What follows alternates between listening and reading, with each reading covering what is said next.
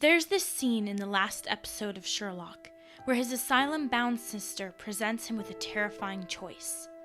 Sherlock must decide to kill his older brother Mycroft, his best friend John Watson, or, if he cannot bring himself to choose either, she will cause an airplane with a young child to violently crash into the earth.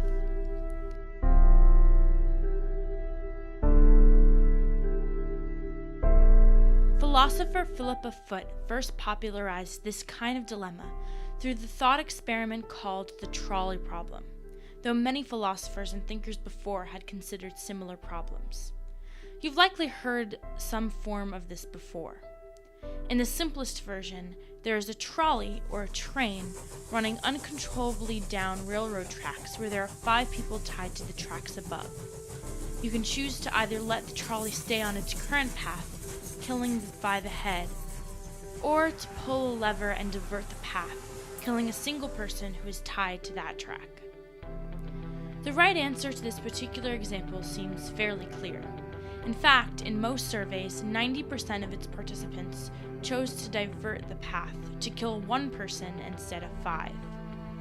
But real ethical decisions are significantly more complex than this simple version, in which the only information you have to make your choice are the bare numbers of 1 versus 5.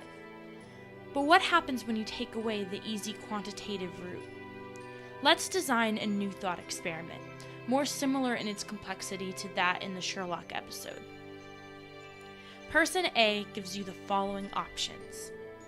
You must kill either person 1 or person 2, or person A will kill both of them. Let's go through your options. 1. If you kill either person 1 or 2, you are obviously committing an unethical action. On the other hand, the results are pretty clear. Only 1 person instead of 2 would die. 2. Choosing between person 1 and 2 is the more challenging proposition. Assuming you know nothing about either of these people, you can only make a judgment based on pure physical attributes, which is riddled in your own subconscious prejudice. If you know one or more of the persons in either a positive or negative way, you have turned the decision into a battle of your own personal interests. In the trolley problem, participants chose significantly less to kill 1 person over 5 when that person was a relative or friend. You can also decide in a utilitarian way, based on the necessity of each person to their family or society. But this can be looked at as playing God, as you choose to judge which person is ultimately more valuable as a person. The way I have just presented this experiment is a common ethical dilemma portrayed in film and television. We've all seen superheroes like Spider-Man faced with saving a girlfriend or a school bus of children. But the decision made in pop culture is different than the examples we just explored. Spoiler alert, Spider-Man, by the pure cleverness and power of his ability, is somehow able to save everyone and all end up safe. Let's call this the superhero exception, a rule that allows a person of considerable ability to avoid extremely difficult ethical dilemmas without having to do any immoral actions whatsoever. I should note several caveats to the superhero exception. 1. It often suggests risking the life of all parties is ethical if all are eventually saved. In this example, Spider-Man is at the hands of a villain with no concern for human life. In order to save everyone, he has to risk everyone. But we never see it go wrong. Thanks, Hollywood. 2. It suggests that those with more power are more equipped to be ethical. Number 3. It simplifies reality. Most of us are not superheroes, and for us, there are real ethical decisions we must make that will inevitably result in something bad happening to someone. Let's go back to the example of Sherlock. Gripped with only his mind and a seemingly impossible decision, Sherlock cannot bring himself to make the choice between his brother and best friend. Instead, he brings the gun to his own head, causing the insane sister to stop the entire game at once.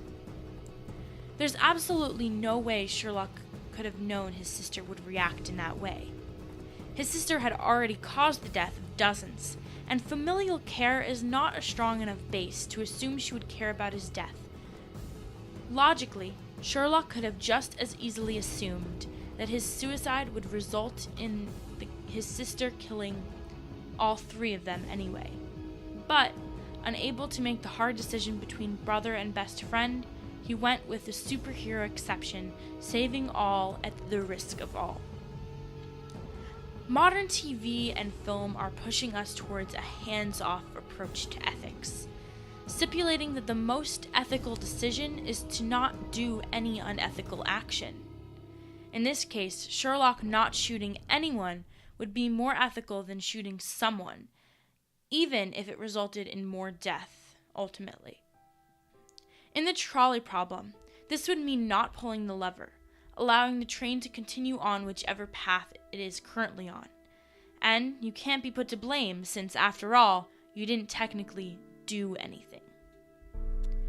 This is extremely problematic, especially when considering the future politicians and businessmen that may be tuning into BBC.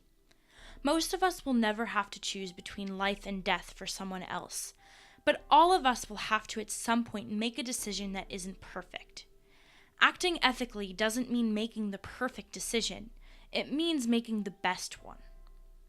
So what do you think? Did Sherlock make an ethical decision? Are those with more ability able to be more ethical? Tell me your thoughts below.